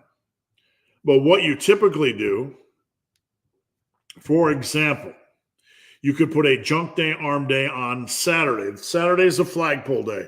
I'm doing the junk arm day every Saturday. It could be triceps, biceps, rear delt work, calf work, ab work, trap work, whatever you want to squeeze in on your junk day. It's a junky junk day. That's on Saturday every week. Monday, Wednesday, Friday, we're going to rotate between our upper posteriors. So you have your 3 days of training where you can do upper, posterior, upper, then the next week posterior, upper, posterior, 3 days a week, right? But on Saturday, always our junk day. Does that make sense? Tire Patch King. My ex-wife, I can't even read after that. Once you hear those 3 words opening up, I'm scared to read. Could be something good. I'm kind of looking with half an eyeball. My ex-wife used to put salt on her apple slices. Oh, that's not so bad. But she didn't lift or work out in any fashion. She just liked salty stuff. We'll just let that slide right there. Miles, it's cheap and effective, indeed. On the topic of salt, wouldn't salted watermelon apples be? Yeah, potentially. You just want to make sure you're getting enough water. Yeah, I mean, there's no doubt. I love watermelon. Apples are great. Apples make you work for them. A fruit like that makes you work for them. Salted, I've never tried salted watermelon, but hey, maybe it's wonderful. Salted apples. If you've never tried salted apples, give them a try. So does TRT that is prescribed by your urologist and that puts you in the upper normal level range going to be an advantage? I don't get involved in TRT world because it's nothing I care about, nothing I'm an expert on. I mean, there's so many levels of TRT. I will say there's so many levels of TRT in the modern world. Like, I have clients on TRT, like legit TRT, and their free test and their normal test level, the test levels are back in the normal range. They don't look, maybe it helps with a pound or two of muscle. I don't know. I'm sure it does. But then some people are going to want to get into the natty or not debate with like a 40-year-old man that's just trying to work on his health. I don't like to do that stuff. It turns into this big competition. And I think it makes everything black or white. You know what I'm saying? Like, I have clients right now that I think should be on TRT or should consider it because they feel like death in the morning. There's only potential upside. But then there's this whole lifting community that kind of makes them feel guilty if they have a little bit of bump and get back into the normal range. I wish we would evolve a little bit past that. It's not like they're gaining 10 pounds of mass or anything. Might be a little 1 to 2 pound bump, but Anyway, I'm just a lifting coach. I don't have any passion over that stuff. I have opinions over that stuff, but I don't really care what anybody does. Health is our main priority. You get to determine what you do with your body. Thoughts on Alex Leonidas not eating meat and dairy? I have no opinion. I will say this, though. Meat is nutrient dense. Okay? And I'm not trying to be a pro-meat, anti-vegan. I don't care what you eat. You eat how you want to eat. But I will tell you the fact is meat is very nutrient dense. So if you remove meat, you need to make sure you're getting in your nutrients. That's all I'll say. It requires a more hyper-specific, hyper-focused diet. Can you be too wide on the bench press? Pointer fingers on rings. I do ring fingers on rings, but some of it's links and levers. As long as you feel good, you're fine. As long as you feel good, you're fine. I wouldn't go ridiculously wide, where you're picking up shoulder stress. What is your understanding of the team functional training? For me, it's missing components. If someone does only running, then there should be also weight training and vice versa.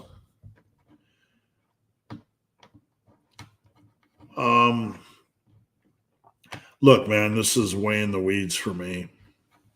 I want people to exercise how they have to exercise. You want my honest opinion, we don't need to create camps and rules and things. And if you're going to be a full functional trainer, you need to do body weight stuff and running and swing and this and throw things. Like, this is the playground of nonsense for me. I'm just giving you my opinion. Strength was made me more functional. But I hate debates like this. I really could care less. I really could give a rip, as we used to say. Do the forms of exercise you love. If someone wants to stand out there and, analyze, is our form of exercise functional? I could give a fuck. I'm not saying that at you, sir. I literally don't care. Do what you love. Life is short. Do what you love. Do the movement patterns you love. Do I like the idea of kettlebells? Yeah, I wish I could have more time to do kettlebells. Do I wish I had more time to do martial arts or swimming or maybe even play with yoga? Most of us are just trying to figure out how we can get in a reasonable degree of exercise and stay healthy and look better. I don't know anything about who's defining functional training, what they should include. I just focus on health and encouraging people to do the forms of exercise and movement they like. Does that make sense? Thoughts on the P. Diddy situation? Number one, I didn't know there was a situation. Number two, man, you are talking to someone that is so far distanced from popular culture that, like, I don't even get ripples when these people do anything. I do not care about popular culture. I just don't. I don't have time in my day. This is what I do for a living. And when I'm not talking lifting, working with Team Massive, working with my clients, I'm working in my yard. I'm hanging out with my wife, hanging out with my dogs, going on the trail, talking to my friends. I don't know anything about P. Diddy. If there's a situation, let me know. I'd be happy to make up an opinion about it, right? Dark humor. All right, we got about 6 questions left, so this is the last call, folks. If you got any questions, get them in now, please. Tried pre-exhaust for quads, then did squats. Performance drop. Next day, abductors were sore. How to make squats more of a quad movement. You never try to compartmentalize a compound. We're not trying to turn a squat into a quad movement. It's going to work your quads. But if you try to turn it into a quad movement, there's a chance you're going to alter something, place extra stress on the hips or knees or whatever. Don't do that.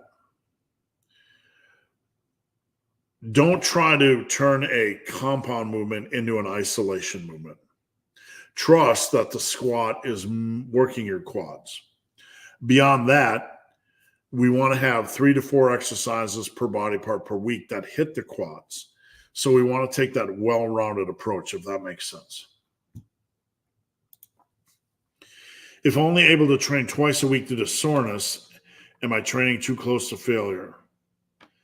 It's usually due to a tight back in the morning. Okay, so I'm trying to understand. If you have a tight back in the morning and it's good in the afternoon, I'm just trying to understand. I'm not being critical. Why can you only train twice a week? What's limiting? That's all I'm trying to ask. Like, a tight back sounds like different from muscle soreness, unless it's always caused by squats and deadlifts and it's like perpetually there. If it is, we need to look at form, or we need to consider removing them, because if a lift or two lifts are keeping you out of the gym, then we have to ask ourselves if these lifts are valuable enough for us to have them in our program right now. One of two. I hear influencers say often say, in order to get a big chest, you have to do bench X pounds for reps, big quads. Okay, that's one. It makes me wonder if I'll ever have a big chest because benching 225 seems like it is a far destination away. It's a long journey. It's not as simple as get strong, get big.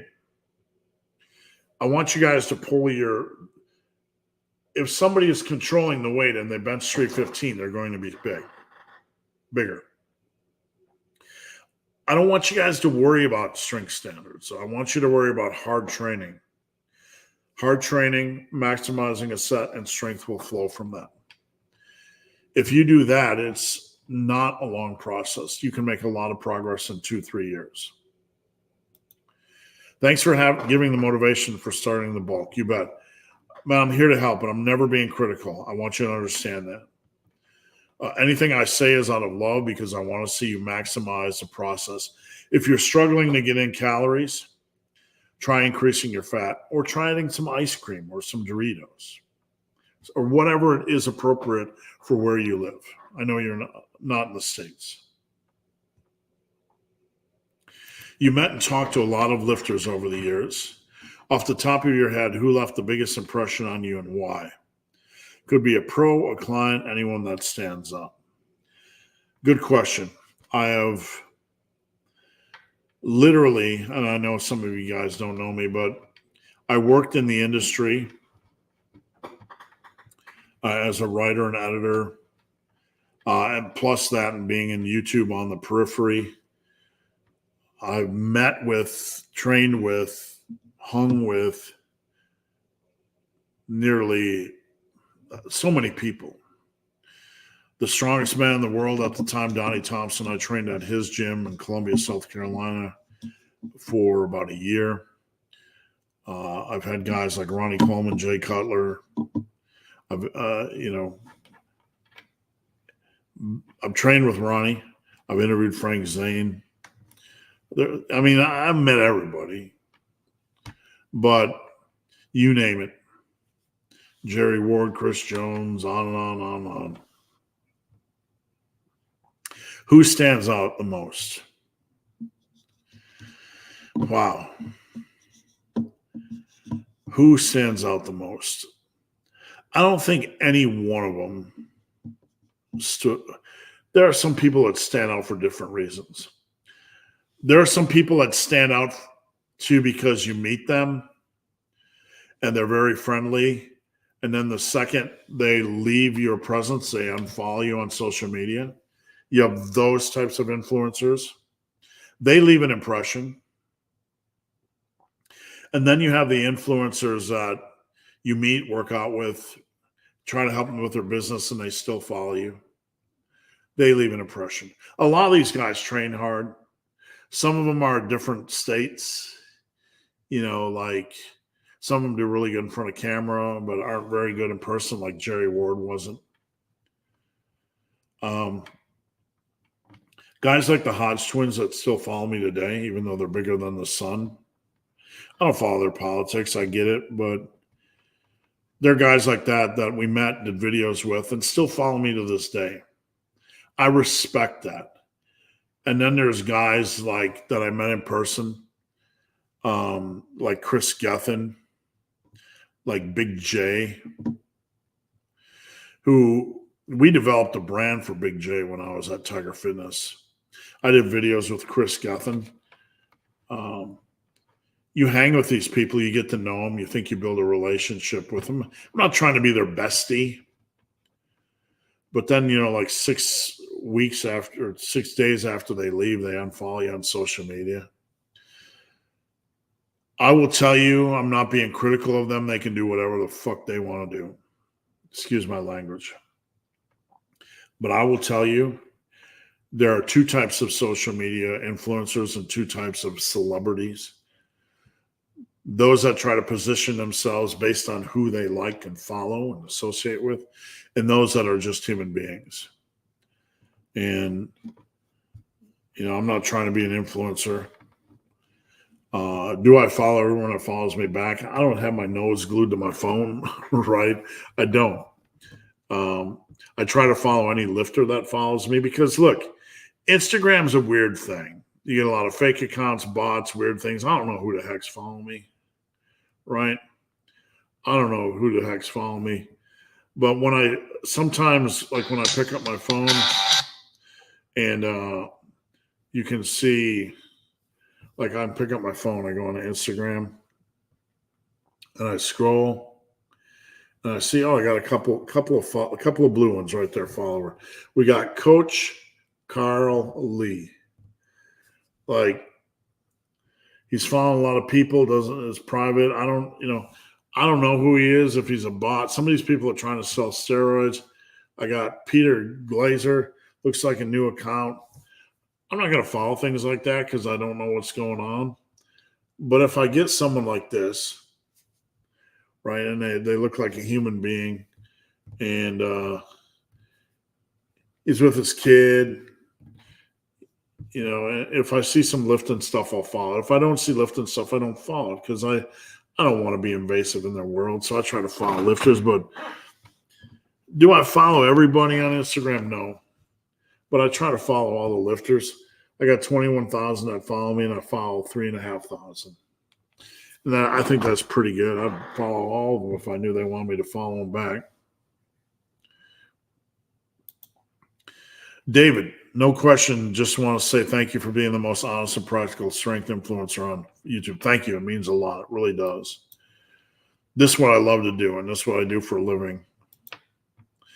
Loved your reaction video to Eric Helms and Dr. Mike. Thank you on the bulking is dead video. If you want to be a dreamer bulk just for fun, to try one time in your life, would that be really bad? You mean a fat bulker?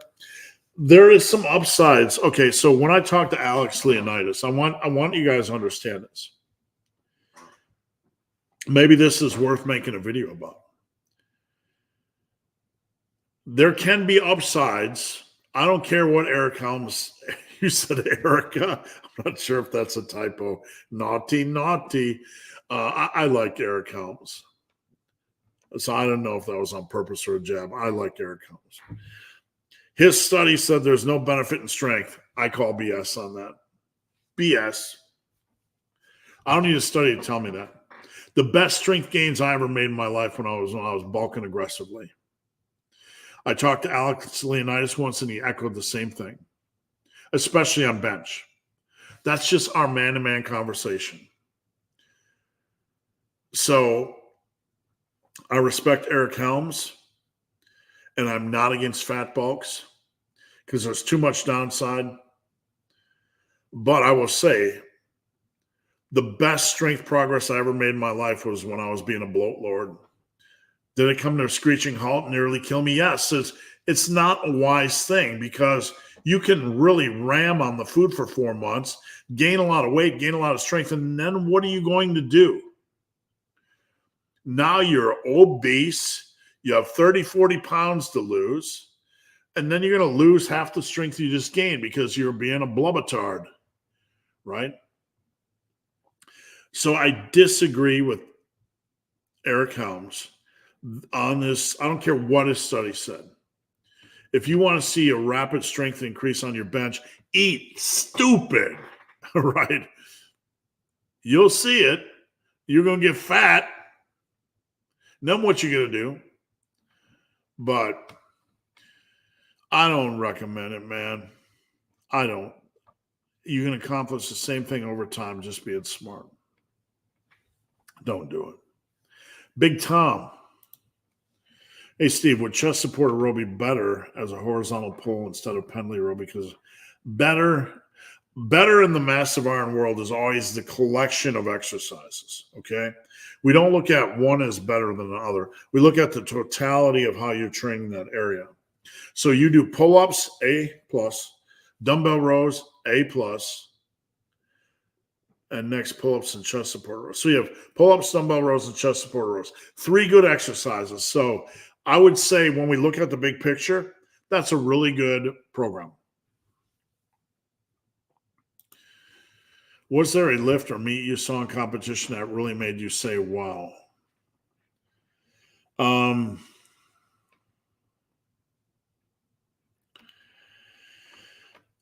The lifters that made me say, wow, were usually the Lilla Bridges. All the competitions I did in Ohio at the UPA meets, they were just unbelievable to watch them lift and squat. The dedication, the strength. I stopped eating meat and only ate eggs for 6 to 8 months as my main protein source. I found out last week that I'm anemic, have a ferritin level of 14. Like you said, meat is rich in nutrients. Yeah, and I'm not anti anything. What I'm against is anti-stupid, right? We can't be anti-stupid. We can't be, I'm going to wake up today and only eat this and only eat that. There's so many diets out there. Beef and potatoes, roots and meat, vegan, vegetarian, pescatarian, Dorito-atarian, pizza-atarian. I don't care if it fits your macros, if it fits your micros, if it fits your mom cooking for you because you're a lazy slob and still living in the house at age 37. I know you like that. That was funny. I don't care, but we have to be smart, right? We don't paint ourselves in a corner, be like, I'm just going to do this diet and eat like this and not think. We need more thinking in 2024 because we're surrounded by idiots. Don't be an idiot. Steve for president, 2020, whatever, 24. Whatever you do, we need to understand meat is rich in nutrients. That's not a slap at anybody that doesn't want to eat meat. It is. It's rich in nutrients. Whether you believe in killing animals, you don't believe in killing animals. I don't care. Meat is still rich in nutrients, like AS just said. Eggs are wonderful food. I think if you combine eggs with meat, a couple, 2-3 sources a week, and you fill in the cracks with your plant-based choices of preference. And when we say plant-based, everyone's like broccoli and carrots and cauliflower. No, I do grapes, I do onions, I do jalapenos. Plant-based doesn't have to be stuff you don't like. We're just filling in the nutritional gaps, right? I think that's the way I think is best for the average person to eat. That doesn't want to get involved in anything, doesn't want to get involved with carnivore or vegan or whatever. Get in some eggs each week. Get in some red meat each week. And then get in some other sources you like. Chicken, breast with skin, some seafood choice, one seafood choice. Get in a little bit of rice. We don't need to go crazy. Add a little bit of dairy. I add a little bit of dairy, like that meme, like, right? I add a little bit of dairy in. Usually it's a little bit of cheese. I'll put just a little on most of my meals because I don't want to calorify it. Right? I don't want to eat too many calories. But I usually hit it up with a little bit of cheese on each meal. And then I fill in the cracks with plant-based.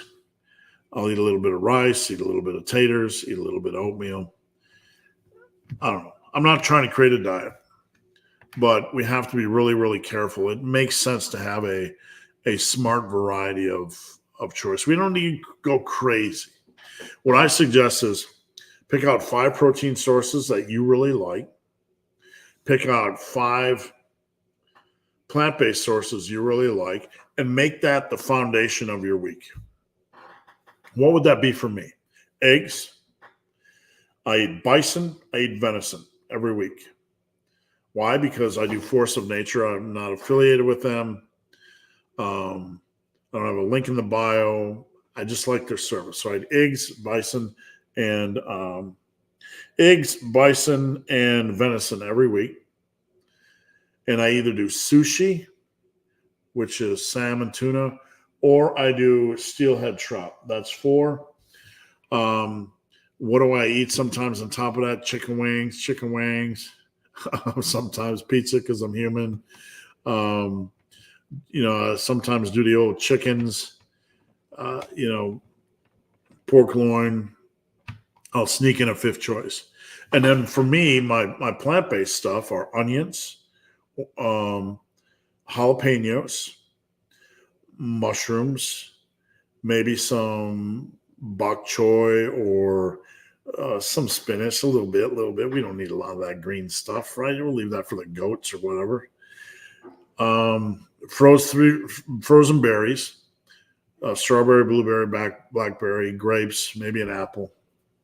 And then for cheese, I'll get in a little Asiago, a little bit of Parmesan. I like the dry cheese. It's just a little bit of right there. That's the basis of my diet every week. And then I back that up with B12 and D3 and a multivitamin. And some people are like, do you need to do it? It doesn't work, whatever. I use it. It's a backup plan. I like backup plans. So, all right. What are your thoughts on Captains of Crush? It's not going to increase your deadlift, no. I have the whole set, and I wouldn't recommend doing that because I can barely get through the first 2. So, and I can grip, I can pull a lot of weight off the ground on the deadlift without grip issues. So I think they're fun. I think they're a fun toy. They're not going to increase your deadlift, though. They're going to increase your grip strength. On the topic of bloat lords, yep. I'm so old, I remember Kriakos when people used to make fun of him when he used to do the belly bouncing bench press. I'm so old. I remember, I think I got a video. Hold on a second. People used to make fun of him. This is from 11 years ago hold on. I got to turn off this. This is from 11 years ago on a YouTube channel I did way back in 2013. I no longer own the site, so please don't go over there. But let me just let it run its course. I got to let this ad run its course. Belly bouncing bench press, 100,000 views. Yes, this is just random crap I used to put up a long time ago. And people used to make fun of him. He's strapping up for the bench. I'm so old, I remember when everyone used to make fun of him. I've been putting out these videos to make fun of him. I mean, I respected the strength, but a lot of times, let's be honest, we didn't really even know what was going on. We didn't even know what was going on. Look. Like, what is, like, not hate, but legitimately, I don't even know I have to, do calculus to figure out what that's working, right? It's strong. There's no doubt it's strong. But dude's been tearing it up like that. Do I have any thoughts on his life training style? No, he's doing what he loves.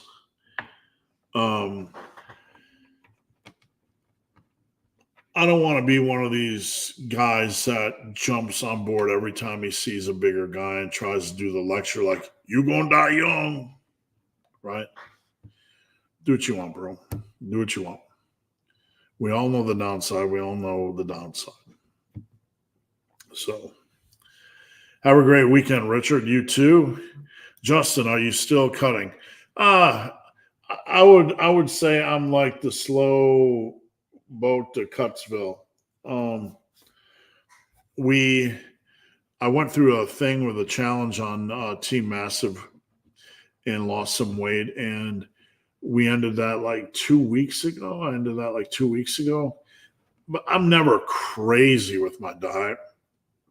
Like, it's 1 o'clock and I've had 800 calories. I always eat about 1,000 for dinner. Every night it's maybe 1,100 max. My calories are usually 2,200. On days I'm loose, they're 2,600, 2,700. So I lose weight slowly. I'm not time pressured. Let's put it that way. All right, guys, we're 2 hours and 6 minutes in. Before you go, don't go anywhere. I want you guys to please follow me on Instagram. I've been the barman. I'd love to connect with you. Don't hesitate to send me a DM. Let me know if you watch Massive Iron Live or if you have a question. Head over to superlivingtoday.com. Just check out the coaching tab. I am trying to expand my coaching by about 10 individuals right now before the coaching app comes out. So if you are interested, now's the time. And please head over and check out teammassiveiron.com. I have tons of workouts over here and some fun lifting apparel. I don't make a lot of money off lifting apparel, but check out the apparel and the shirts. You won't regret it. All right, guys. Thank you for watching. I appreciate your support. Stay strong. Crush this next week. And we are out of here.